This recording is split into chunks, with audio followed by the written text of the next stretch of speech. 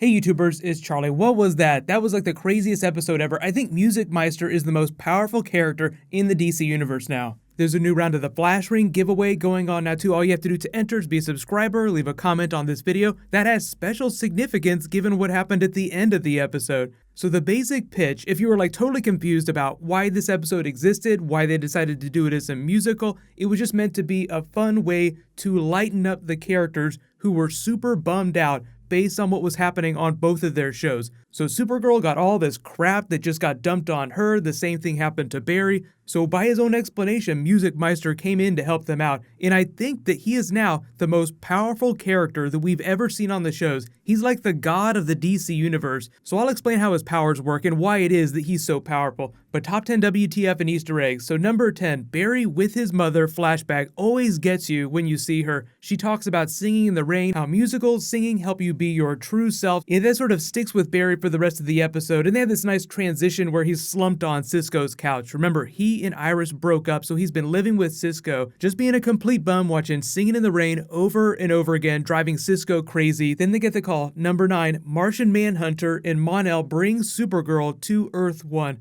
So if you didn't watch the first part of the crossover on Supergirl, at the end of the last Supergirl episode, they have him in chains, but he puts the whammy on Kara, sucks her powers out, and uses them to escape to Earth 1, where he says he's looking for the fastest man alive. So they just take it to mean that he's going after the Flash. So one, they need their help because they're like, hey, we have a metahuman attack here. Maybe you can help get Kara out of this state, and Barry's in danger. So the funny thing about this is that, you talk about characters being overpowered. Music Meister is the most OP character ever. Martian Manhunter gets a lot of those complaints from writers. He is a super powerful character, and it's a bit of a problem for the TV show because he should be able to do all the things that Kara can do by himself, but in addition, he has all those extra powers on top of it. He can shapeshift, he can phase through things. So it's kind of funny, if you're having an argument about who's the most OP character on all these television shows, the most OP hero that we have right now is either Music Meister if you think that he's good, or Martian Manhunter. I would say Martian Manhunter because Music Meister seems like more of a trickster, Mr. Mitzel Pixel style. So I'll talk about him in a second because he's a completely different character. But number 8, Music Meister versus both of the Flashes. He takes them down instantly using Kara's strength. And I love the way they use powers in this episode. The big team-up effort later was almost better than the big 4-night crossover with the way they use their powers together. So Kid Flash gets his ass handed to him, Barry gets his ass handed to him, and he's now in the dream state with Kara. And I love his hilarious Simpsons-style, get confident, stupid approach to making Wally feel better about himself. Like he has to put him down, like, oh, you're not feeling good, Kid Flash, didn't do so hot on the Speed Force, in order to get him to feel better about himself, which is the worst idea ever. It's all meant to goad Wally into that fight later in the episode. But if you haven't noticed, they've actually changed a lot about the look of Wally West's costume. So his haircut is different, it sticks out the top a little bit more, they shave the sides down, and they made him a new mask that fits his face a little bit better than the one that he originally wore at the beginning of season 3. So it just looks a little bit better. They did that all through the first season with Grant Gustin's version of the costume, and they make a new version of the cowl every single season. So number 7, Barry wakes up in the Matrix that he's created for himself. It's a lounge and Supergirl is singing Moon River, but she doesn't seem like she completely realizes what's going on. Like she just wakes up in the middle of the song, like you see her eyes darting around like, why am I singing? What the hell's going on here? And then as they're sort of figuring things out and joking about their terrible relationships, there's actually a poster behind here.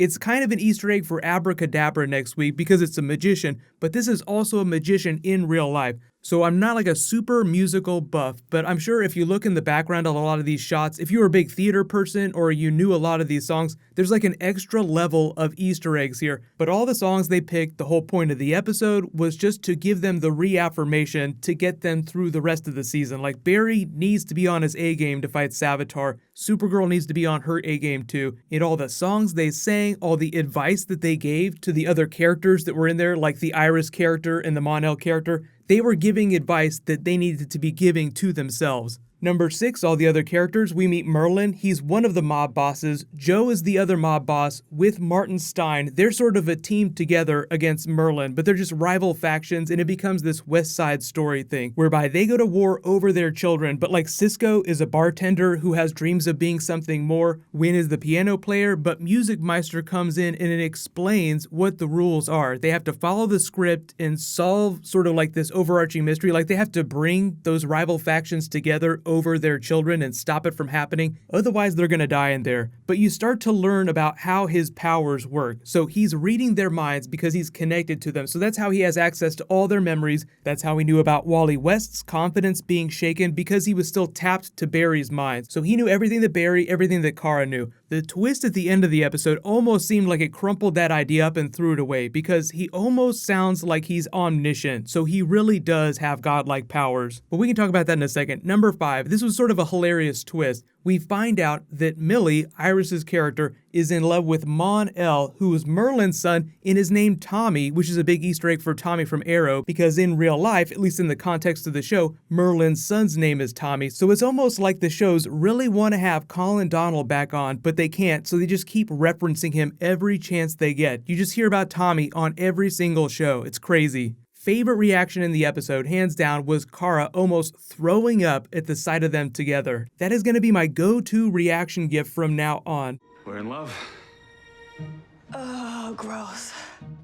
Number 4, we get to the point where they actually have to perform an original song. That was one of Merlin's instructions to them. None of this crap. I want you to come up with something original. So the song they sang was Super Friends, so that was a big Easter egg for the cartoon show. I don't know anything original. As a matter of fact, I've been working on something all day. Wow, things really are easier in musicals. Yeah.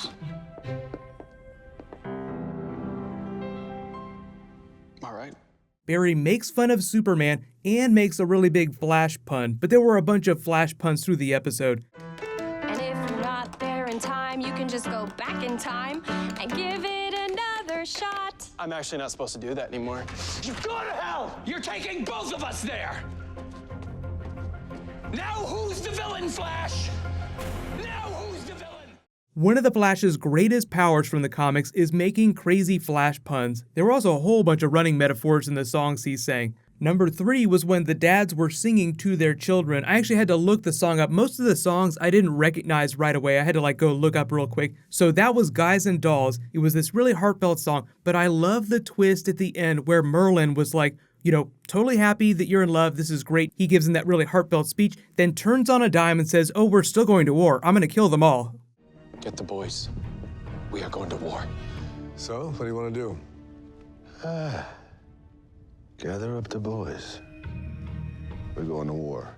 So number 2 was the big team-up versus Music Meister. So this was hands down the best use of team-up powers that they've ever had on the show. At least as good, if not better, just in the way Cisco has gotten more sophisticated with the way he's used his portal ability. Music Meister has both the powers of the Flash and Supergirl, so he races Wally around, but then Cisco portals Martian Manhunter to take him down while portaling Wally to another location so they can double team him. It totally works, but the funny thing is at the end of the episode, he explains that it was all just to boost their confidence, so he let them beat him, and then sort of vanishes himself away. So number 1, they finally make it out. Iris and Mon-El are able to save them. It's a very classic movie storybook type ending where they kiss them and bring them back to the real world, like Sleeping Beauty or something like that. They all joke about Barry being a good singer. Caitlin's like, I totally know, and she's referencing the karaoke episode I've heard Barry sing. And then Barry sings the Stevie Wonder song to Iris and asks her to marry him again. So everything seems like it's back to normal. We're getting to Abracadabra next week, but Music Meister, we have to talk about how crazy this character is. So Darren Criss did a good enough job with the way they wrote him. He was just meant to be this silly guest star. Maybe he'll come back on in the future. But he is like the god of the DC TV universe now. He vanishes on command, so he seems like Mr. Mxyzptlk, somebody who has powers that you can't really define. Like he can manifest almost any power he can think of. He's almost like Q from Star Trek. That's how powerful he is. So this is what his ability looks like next to Mr. Mxyzptlk from Supergirl. So you know that they're two different characters.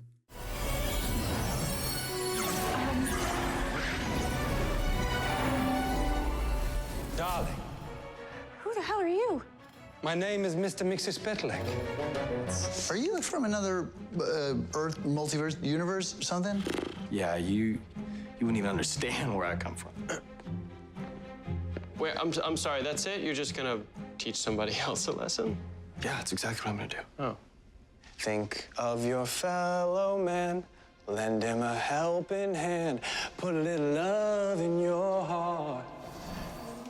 So let me know in the comments, what do you think about all this, and how powerful do you think that he is? He's got to be more powerful than any other character, so that's usually a notice that they're not going to come back very soon. But what's going to happen next is I'll post my Abracadabra trailer video tomorrow. There's a brand new character they just cast who's actually going to be set in the future, like a future scientist that works with Barry when he goes to the future. So I'll explain who she is when I post that video. But congratulations to the latest giveaway winner, Catherine Van Wy. Please private message me on the back end of my channel. There was a new round that started in this video. I'll announce the winner when I post that trailer video tomorrow. While you wait for that, click here to learn all about the Season 4 Flash villain, and you can click here for my Power Rangers non-spoilery review. Thank you so much for watching. Let's high five. I'll see you guys in the next video.